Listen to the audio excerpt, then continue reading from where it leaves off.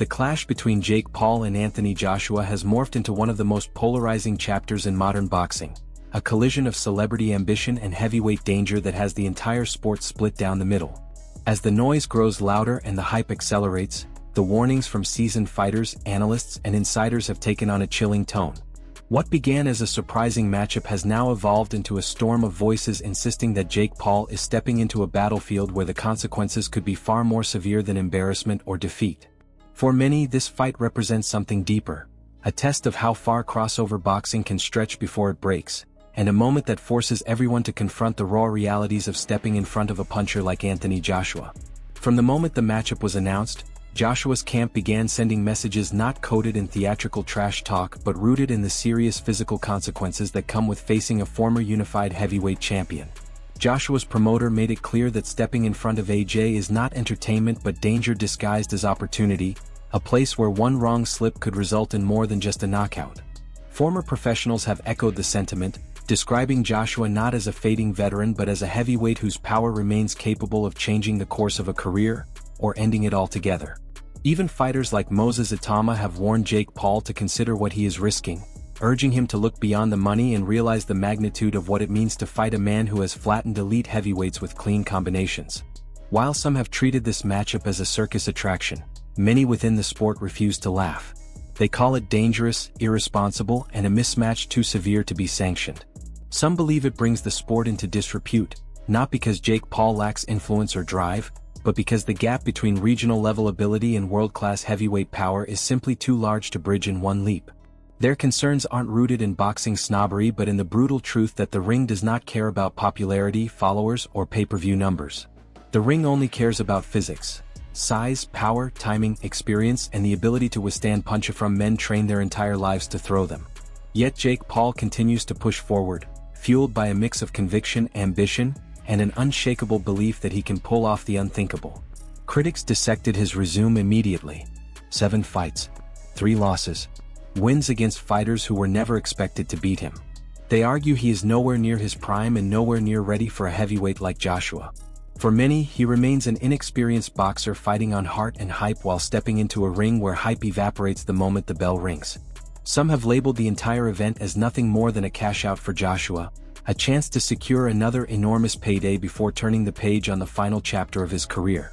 If that is true, they argue, it signals something worrying, that even Joshua knows he is nearing the end of his elite run, and a fight like this represents a financial finale rather than a path back to heavyweight glory. But even then, danger remains. Amir Khan didn't hold back when he warned that a size and power difference of this magnitude could lead to serious injury. Punch resistance matters, especially at heavyweight, and Joshua has proven many times that when he connects clean, opponents crumble. Khan believes the fight may not last more than 2 rounds, maybe less, and that the physical damage Paul could sustain may be severe enough to leave long-term effects.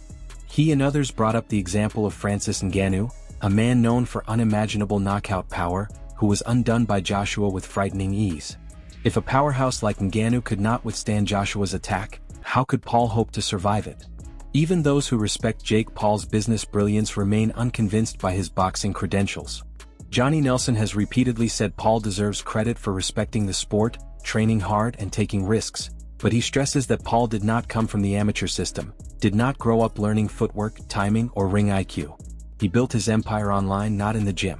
Nelson calls him a good domestic-level fighter with world champion-level paychecks, an entertainer who has monetized boxing better than many professionals but still lacks the tools required to compete with the sport's best. Carl Froch took it further, suggesting that Joshua choosing to fight Paul signals the end of his elite ambitions, a move motivated not by legacy but by financial opportunity. Froch believes that if this is one of Joshua's final fights, then he is simply cashing out and exiting the sport on his own terms. Jake Paul, however, believes the opposite. He sees the perfect window, the perfect timing, the perfect moment to strike. Joshua's knockout loss to Daniel Dubois exposed vulnerabilities that Paul thinks he can exploit. Joshua has been inactive for over a year, soon to be 15 months when fight night arrives. He looked slow, mistimed, and rattled in his last outing. Paul sees a fading great, a man nearing 35, and he believes he can jump levels instantly by landing a clean right hand.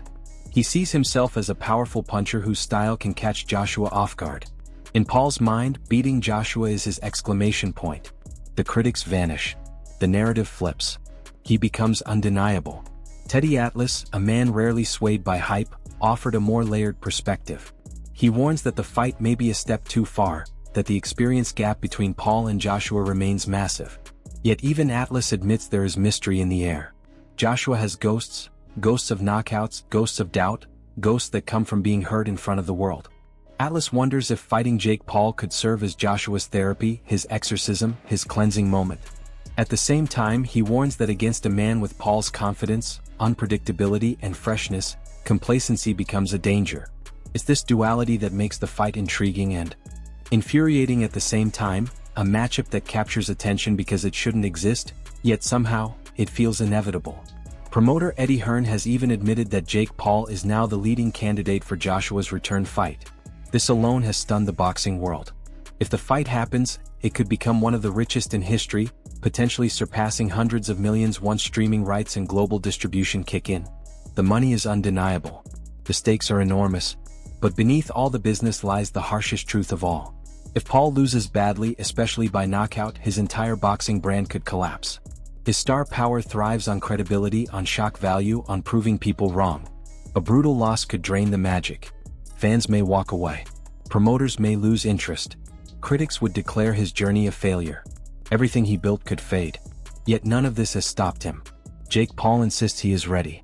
Insists he can do this. Insists that when he beats Joshua, every doubt disappears. And in this conviction lies the heart of the spectacle.